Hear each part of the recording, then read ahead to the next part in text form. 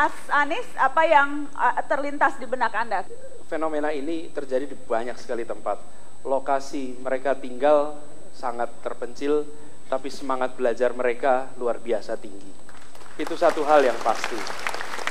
Ini tiga hal itu menjadi masalah jadi satu. Begitu punya masalah transportasi, ada masalah transportasi, otomatis langsung punya masalah kesehatan, punya masalah pendidikan, otomatis. Ini yang kelihatan di sini adalah anak mau sekolah.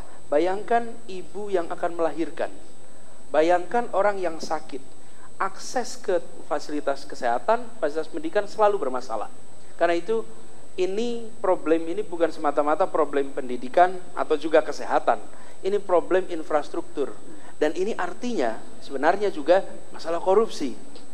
Sebenarnya dana ada, fasilitas cukup. Jadi saya ingin menggambarkan bahwa fenomena tadi itu hanya ujung puncak dari sebuah gunung es di tengah laut. Di balik itu ada masalah yang jauh lebih besar daripada sekedar anak-anak yang mengalami kesulitan. Tapi kita harus segera membereskan, terutama untuk kesehatan dan pendidikan. Jadi begitu transportasi dibereskan, itu efeknya luar biasa. Nah, kalau yang ini cuplikannya juga dahsyat, dan saya khusus spesifik minta Mbah Dalang Sujiwo Tejo untuk mengomentari yang dahsyat ini.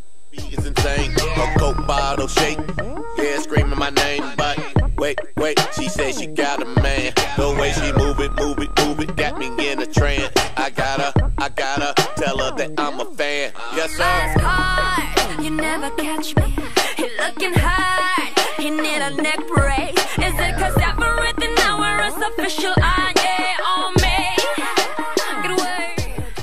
Mbah Tejo, kok pas gitu ya, tatapan matanya tuh pas di capture kamera. Melihat Indonesia, Agnes Mo ke dunia internasional, melihat Indonesia dari kacamata itu bangga? Dua hal, Nana. Pertama, ada kemajuan. Biasanya orang Indonesia rata-rata kayak kepiting yang merah yang hidup di Australia itu, yang kalau ditaruh di jembung itu, jembung bahasa Indonesianya apa sih? apa dong? Panci apa? Kalau mau keluar selalu ditarik sama teman-temannya untuk masuk lagi deh. Ya. Dulu terakhir pada zamannya Inul mau go internasional ditarik kan sama kiri kanan kan. Nah dari segi Agnes Monica dari segi itu lumayan fair. Nggak ada teman-teman yang narik-narik supaya dengan fitnah dengan ini itu supaya nggak usah. Karena semuanya bangga. Karena semuanya bangga. Tapi di lain pihak kebanggaan ini siapa yang menikmati berapa gelintir. Ada gap, makanya saya usul tadi dari usulan Farhan, orang sepak bola bisa keras kayak gitu bonek, karena gap. Nah, saya usul bisa nggak KPK turut juga bukan soal ngurusin belanja, expenditure, bukan ngurusin penerimaan negara, tapi ngurusin gap. Karena yang dijual oleh, saya tadi ketemu sama teman-teman Mbak Penas, yang dijual oleh pemimpin-pemimpin kita keluar adalah GDP.